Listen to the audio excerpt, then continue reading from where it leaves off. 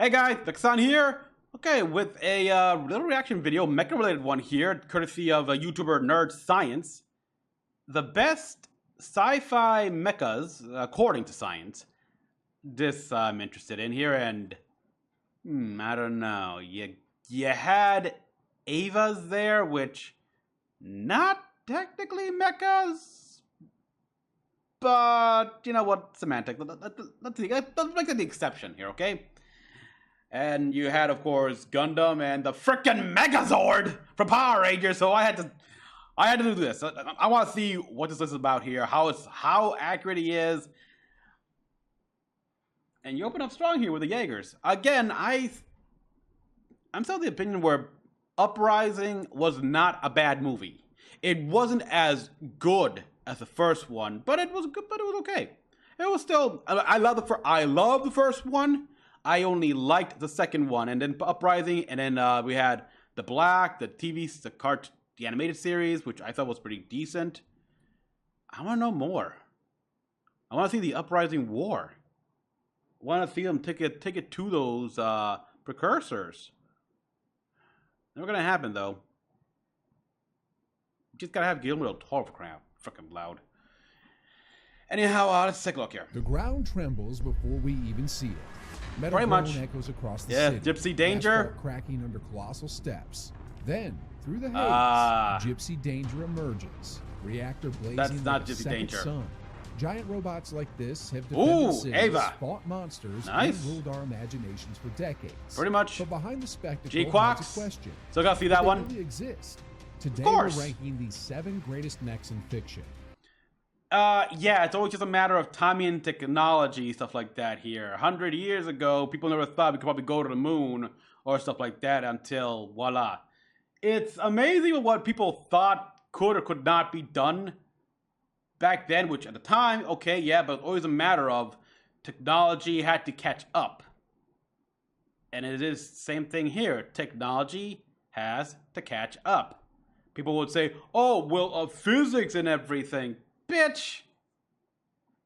I hate that here. It's like, what the hell do we know about physics here? In fact, I think recent discoveries, stuff like that, has made it so we have to go back to the books and discredit a lot of theoretical physics and stuff like that, or what we even thought was hardcore fact. I don't know. Not by nostalgia, but by science. By science, Using okay. physics, engineering, and biology. Biology, interesting. We'll see which The titans Gundam. could actually walk, fight, and survive, and which one would collapse before taking a single step. To judge these machines fairly, we need more than style points. Fiction often gives us Mechagodzilla? towering icons, but reality demands hard rules. So our ranking is based on 4 categories: power, energy consumption, resilience, and feasibility. Power looks at the energy source. Is it a nuclear core, a futuristic fusion reactor, or something that makes no sense outside of Saturday morning cartoons? Without believable power. I don't know about that here. I've seen some of the reactors for some mechas are not exactly something you want to have in Saturday morning cartoons. I'll tell you that too. No robot even takes its first step. Energy consumption measures how quickly that power burns away. Every step, punch, or plasma blast requires staggering amounts of energy. Even modern exoskeletons struggle with battery life. So at mech scale, this problem explodes. Yep. Resilience examines whether the body could physically survive. Would the alloys, joints, or hydraulics buckle under gravity and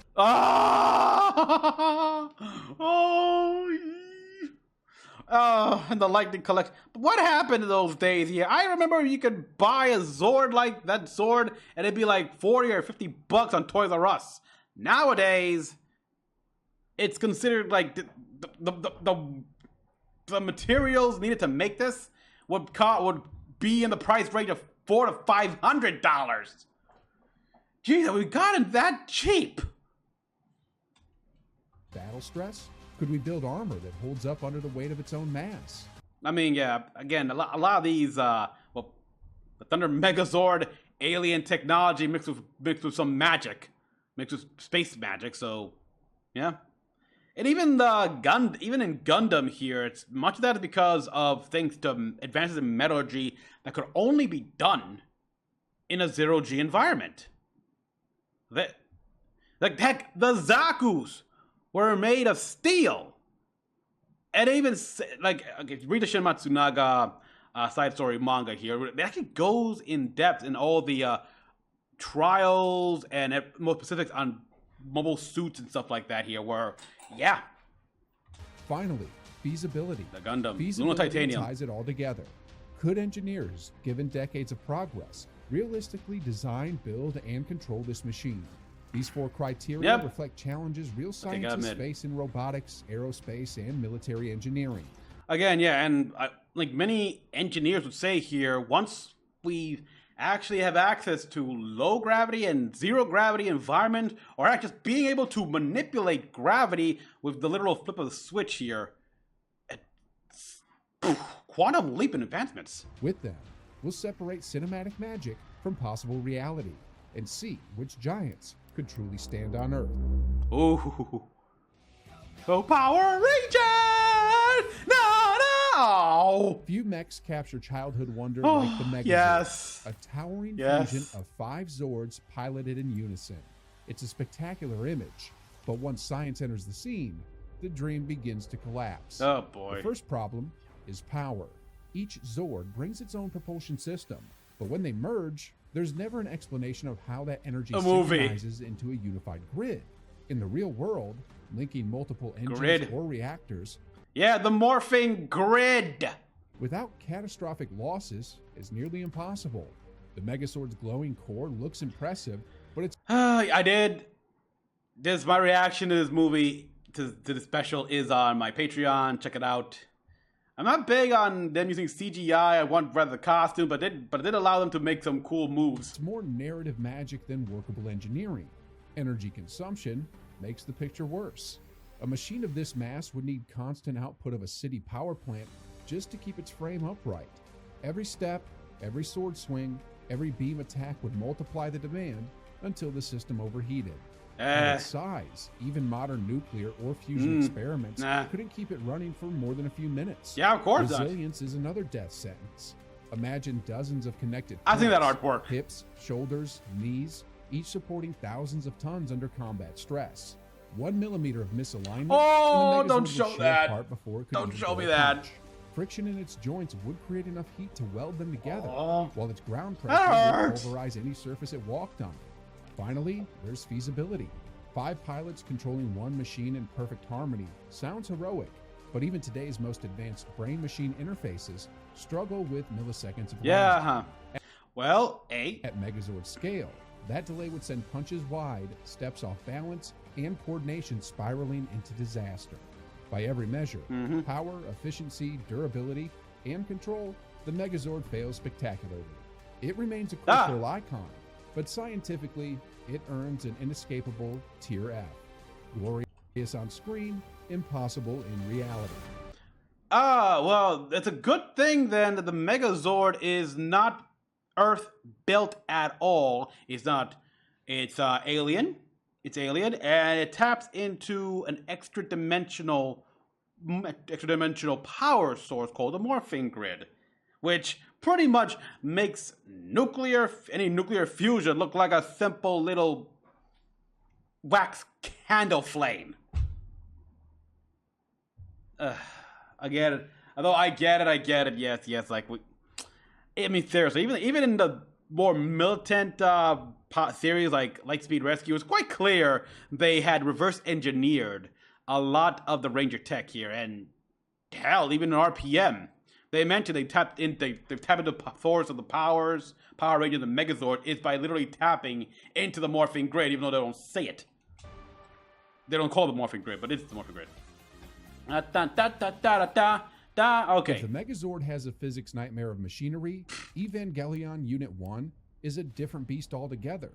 Literally, half biological, half mechanical. Nice. It sidesteps the traditional engineering playbook by fusing a living organism with armored plating and electronic control systems. The result is unsettlingly brilliant in concept, but even stranger under scientific scrutiny.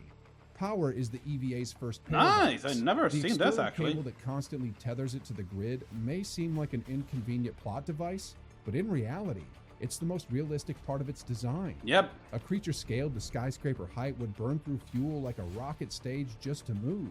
No onboard generator could sustain such output for long, so the umbilical cord is the only thing keeping it alive. Cut the line, and the giant falls silent. Energy consumption, even with that tether, is absurd. Biological muscle scaled up to this size would require impossible oxygen intake and metabolic rates. A single punch would demand the caloric equivalent of thousands of meals. The body could never process fuel fast enough to maintain combat for more than a few minutes. Resilience fares I think like better. 15 minutes. A humanoid frame that tall suffers extreme stress at the joints, where bones and armor alike would buckle under their own weight. And that Even with armor is more futuristic restrained than alloys anything else. reinforcing its skeleton, the EVA's proportions defy structural logic. Feasibility is perhaps the strangest category. Neural synchronization between pilot and EVA echoes real brain-machine interface experiments, but the scale is orders of magnitude higher. To transmit thought, emotion, and reflex with zero lag would require bandwidth and processing speeds far beyond current or foreseeable computing. I mean, it helps the fact that Shinji, the soul of Shinji's mom is already also, so technically a two-man unit. In the end, Unit 1 succeeds thematically. It's a terrifying metaphor for human fragility and rage, but it collapses under physics. By the metrics of power, energy, resilience, and feasibility, it can't stand. That lands Evangelion Unit 1 in Tier E. Tier E, Haunting and conceptually daring, but scientifically doomed. Oh yeah, I never saw the one here. Because I only saw like the end of Evangelion. I got the ADV Films Platinum Edition of the series here, but yeah, I never saw any like the remake or anything like that here with the Evangelion with the glow in the dark green. When Pacific Jaegers. Rim introduced Jaegers, they felt like the first giant robots designed with at least a nod toward realism.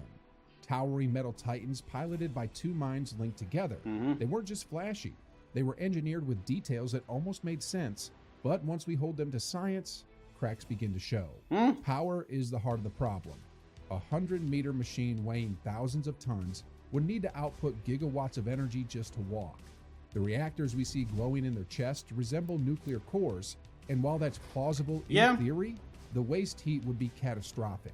Without massive cooling towers or radiators, the cockpit would cook its pilots long before Kaiju landed a hit.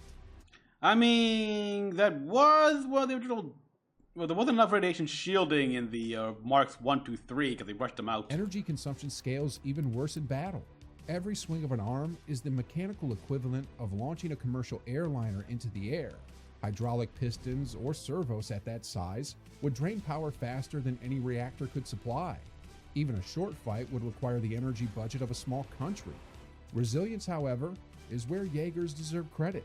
Their wide shoulders, heavy legs, and low centers of gravity resemble real industrial machinery like cranes and oil rigs. Unlike spindly mechs, they actually look like they could stand without crumbling.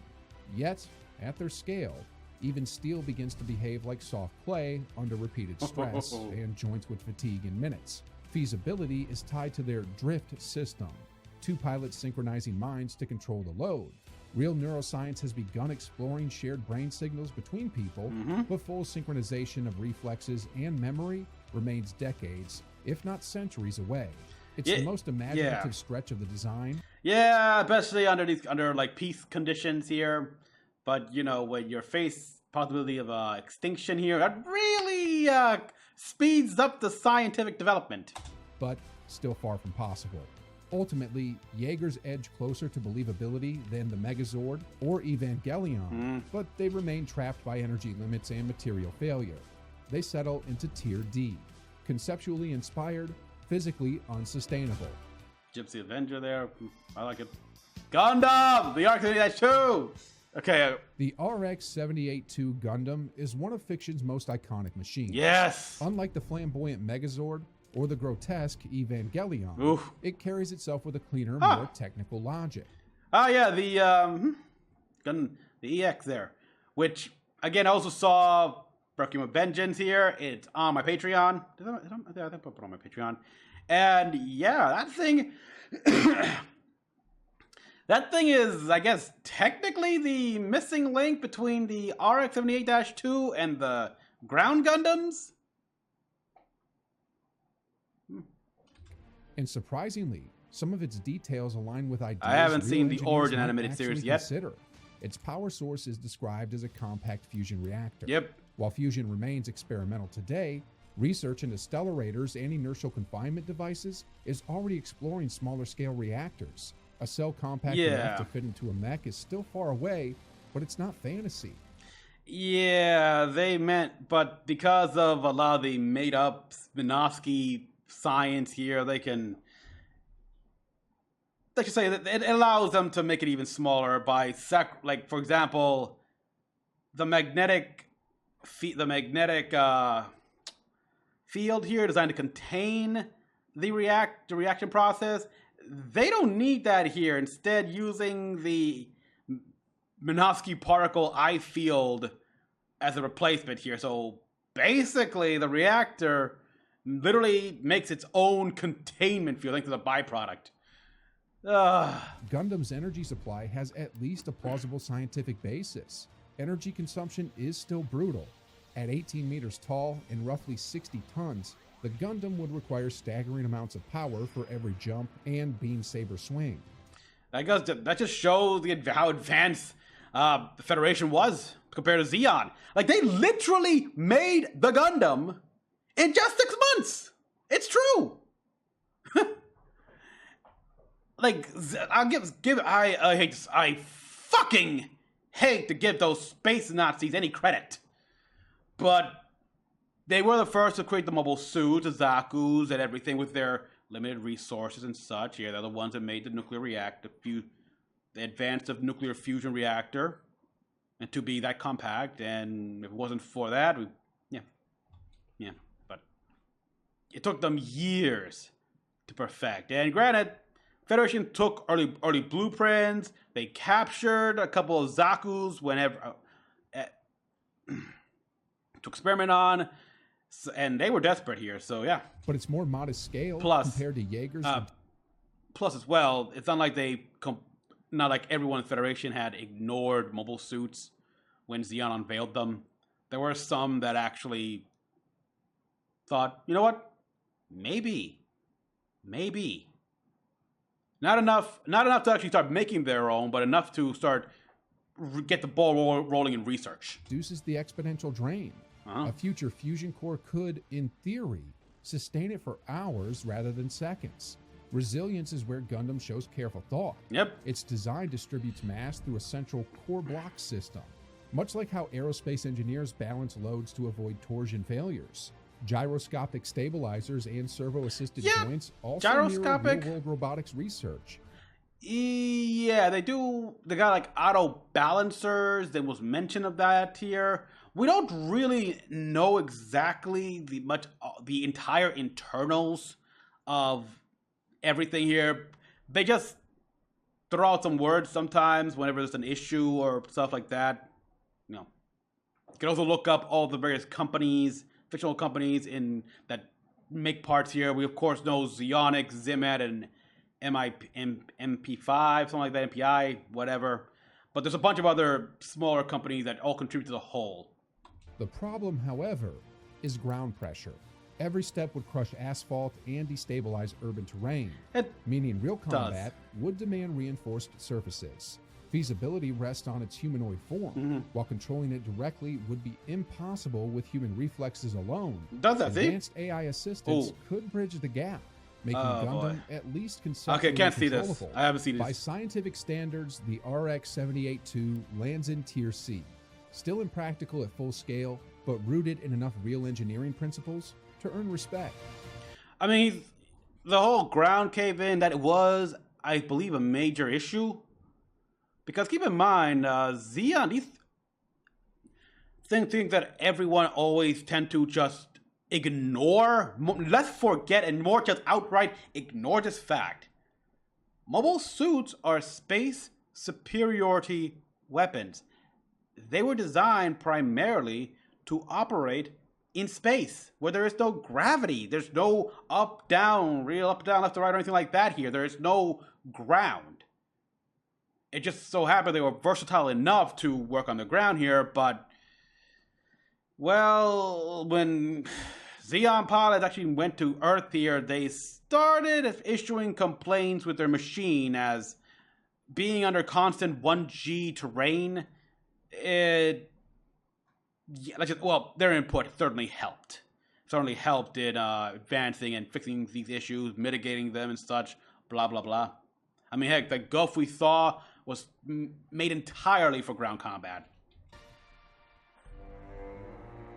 Okay, Mechagodzilla. But yeah. If intimidation alone could win this list, Mechagodzilla would dominate every tier. Towering over skylines, bristling with rockets and lasers, it looks less like a robot and more like an extinction event wrapped in steel. Yeah. On screen, it's the perfect counter to That's kind of what Evangelion is as well, by the way. A machine built to stare down the king of the monsters. But when we strip away the spectacle and measure it by science, the cracks are impossible to ignore. The power source is the first hurdle.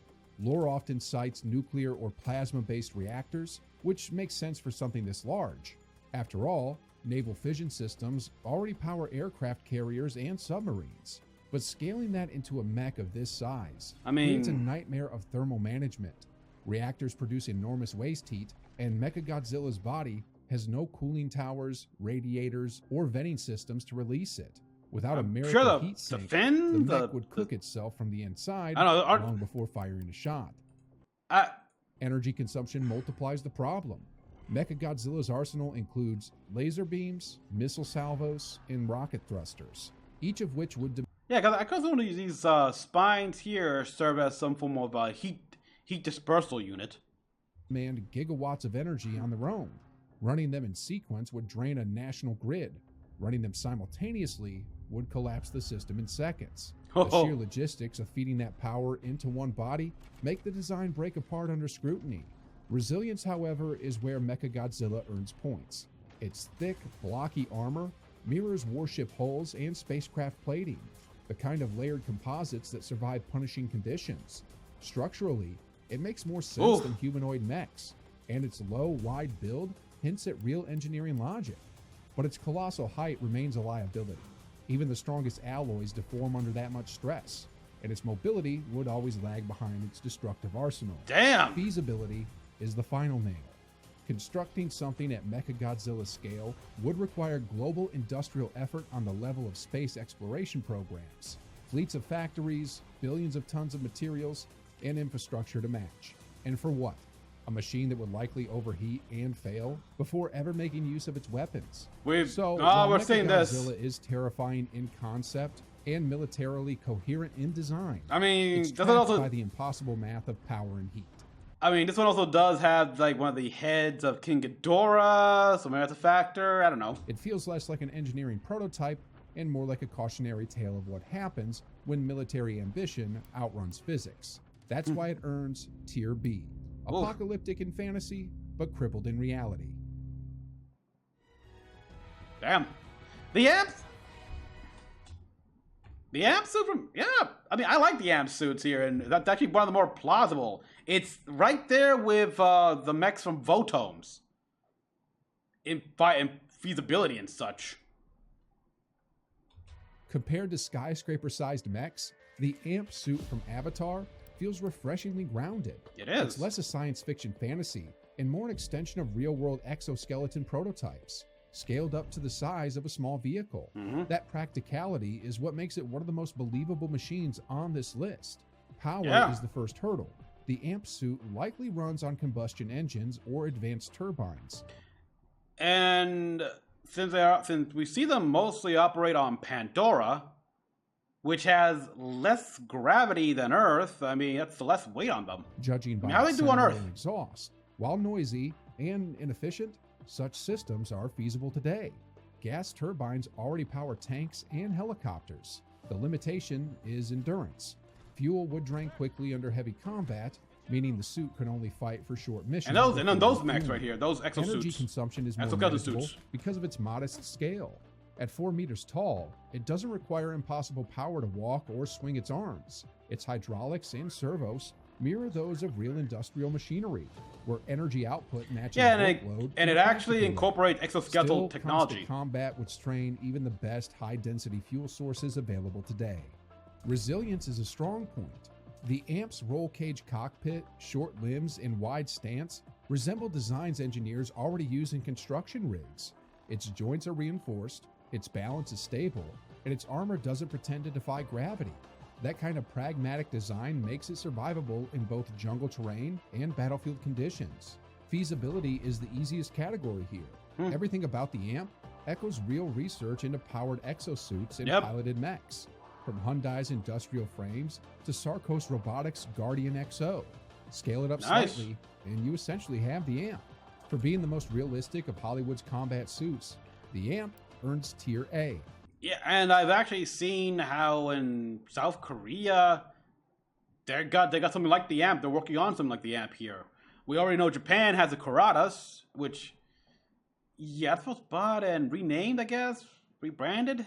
But either way, we're getting this. We're pretty much still in conceptual, very early prototype stage today. A mech we could plausibly see within this century. Okay. Oh, God. I'm still upset with EA. You had a great game in Titanfall 2, and yet you poured it out to die. It's like they just wanted to kill it. They literally wanted Respawn to fail, so they have an excuse to make them work in whatever the hell they want them to here. Even though what they want to is also...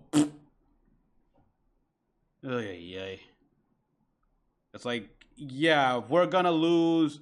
We'll make, we know we're gonna lose here, but we're gonna make sure you guys lose more here so we can still look better. That's what I think EA is. And now, what's happening to EA now? Oh boy. Among all the towering machines of fiction, B27274 stands apart not because he's the biggest, but because he's the most believable. At just 6 meters tall, BT isn't a walking skyscraper. He's a war machine scaled to something engineers might actually attempt. And that difference in size changes everything. Where giants like Jaegers collapse under their own mass, BT thrives in the sweet spot between science fiction and science fact. His power systems are never treated like magical cores.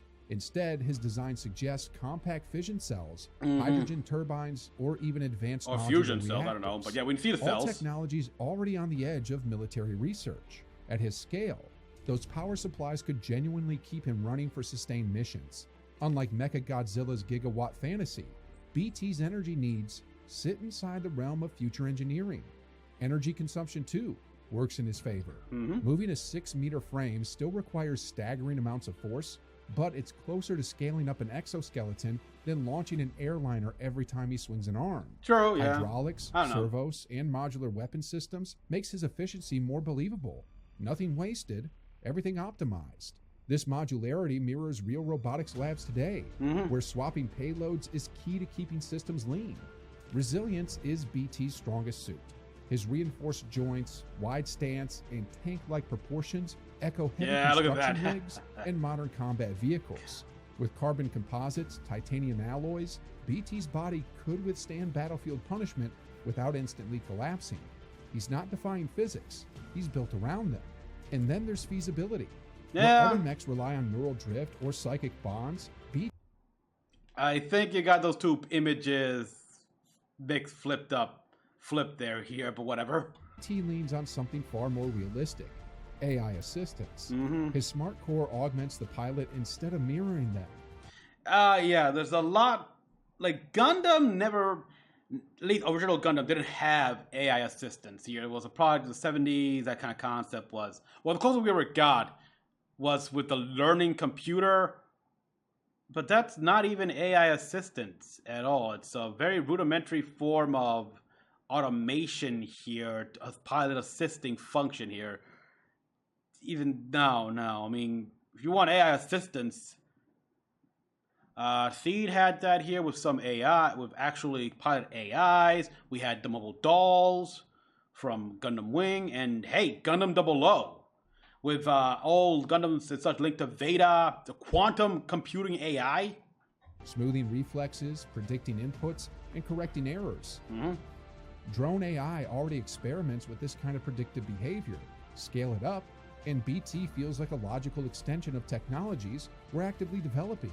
All of this makes BT the rare giant robot that survives the filter of physics. He's not just a cinematic fantasy, he's a blueprint we could plausibly reach within decades. Compact, efficient, resilient, and paired with intelligent software, BT-7274 earns the crown as Tier S, Wow. the mech that bridges imagination and possibility. That's awesome, actually. I'm glad. When you line these machines Unicorn. up side by side, the story science tells is brutal. The icons of our childhood, the Megazord, Evangelion Unit 1, Well, Evangelion's a lot harder because it's a cyborg. even the Jaegers, crumble almost immediately under physics. Their We're still energy needs spiral out of control, their frames would shear apart under their own weight, and their control systems demand technology centuries away. Good thing most of these mechs are aliens. I mean, the freaking Tiger Zord's alien technology. They remain legends, but legends trapped on the screen. Further up the ladder, Gundam shows flashes of plausibility, sketching a path with fusion power and aerospace-style design. And you also can't forget the fact that advanced in metallurgy and basically, yeah, it's plausible. And even then, these mechs, they do require constant maintenance. That's what made them real robots here, where every time they go into battle, it's like, okay, we got to ensure all the joints, all the systems, they're not stressed out, there's no issue or anything like that. We gotta refuel it, because who knows how much propellant you wasted. You wasted there and everything like that. Who knows how much the internals have been banged around. Mecha-Godzilla, for all its intimidating presence, proves that brute force alone isn't enough. I mean, its design feels militarily coherent, but without impossible breakthroughs in heat management, it burns itself down before ever firing a weapon. Again, The alien. suit, by contrast, is refreshingly grounded. Yep. A direct cousin to exoskeletons and industrial frames Pretty much, we yeah. already have today. It proves scale is the difference between fantasy and possibility. And then comes BT-7274. That's not that's not a Vanguard class Titan. Compact, efficient, resilient, and paired with intelligent AI assistance. BT avoids every trap that topples the others. He's not the loudest or the largest, but he is the most balanced. Keep in mind as well that much of the Megazords also have a literal intelligence here. I mean, heck, the Wild Zords and the Galactabeast, they're living creatures! That's why he alone earns Tier S, the first mech that feels less like science fiction and more like our future. Yeah. We're getting there. Japan is leading the way. Could Batman survive Resident Evil 4? Batman wouldn't last 24 hours. Yeah, that's the thing with Batman here. When it comes to something brand new to him, he's gonna get his butt kicked. He's gonna, oh boy, yeah. Typically after that, when he survives, and he knows what he's facing, then he can be probably prepared. But he's gonna have to get used to killing these guys here, because these guys are already dead. The infected, the Plagas, they're dead. So yeah, just kill them. Okay, but yeah, going back here, I'd say you're kind of ignoring Gundam here, but especially with so many universes in Gundam were hard to tell. Obviously, he picked UC, but then there are universes like Double O, which the Gundams are powered by literal GN drives. GN drives here, semi-perpetual, that do incredible stuff here. And then the most suits before them, let's see, solar powered for the most part, solar batteries, something like that, and hydrogen fuel cells for the Human Reform League. We have no idea what the mechs from Age are powered by. Wing and X, nuclear fusion, without any Minovsky particles, so yeah. And of course, Seed here, we had compact batteries for most of them before eventually having nuclear fission reactors. Yeah. So yeah, wow. The Jaegers, of course. I'm kind of upset with the Power Rangers here. Granted, he's using real world physics, but it's a problem. My problem is that bad example using the Megazords when they're alien technology and they harness powers from an extra dimension. Evangelion also kinda because it's a cyborg more than anything. Jaeger, I can understand. I definitely qualify with, especially with real world physics. But I don't know. Like I kind of like also the messages of the Jaegers here when all the countries come together under a threat of mutual extinction by an alien force. Like we can accomplish so incredible feats here. So it's also a nice little metaphor. Nice little metaphor and symbolic in a way. I like these Jaegers, but I do like these Jaegers here from Uprising as well. It's just a natural progression of the tech. Here, we had Mark V with the Striker Eureka, and now we moved on to others and stuff like that. More stylish choice. The technology kept on refining and such. Because in peacetime happened. Technology has refined, become much more like much more commercially viable. And yeah. Okay, yeah, same. Mecha Godzilla. I don't know. There's clearly a cheat to this guy here. Since come on, show me his face. I'm crying out loud. The mech would cook itself from the end. There's clearly a cheat here because they did use like the head of King Ghidorah, and I don't know. I'm pretty sure some materials from Hollow Earth as well. There's probably a comic about it. So yeah, the Avatar amp suit, this was a good one as well. And Titanfall, yes to Titanfall. Some mechs I wish we could have brought in here would be the Nightmare Frames from Code Geass, the Armor Trooper from Botomes. As for Western mechs, oh boy, why not have? I'm surprised with apparently popularity. I don't like them at all. I don't like them myself here, but the Battle Tech Mecha Warrior mechs from the Battle Techs and the Omni mechs. I don't know. But yeah, overall, this is from F to A. Okay, not overall decent. At least it was fun here. Hurt some points here. Nice flashback here. Nice flashback and stuff like that.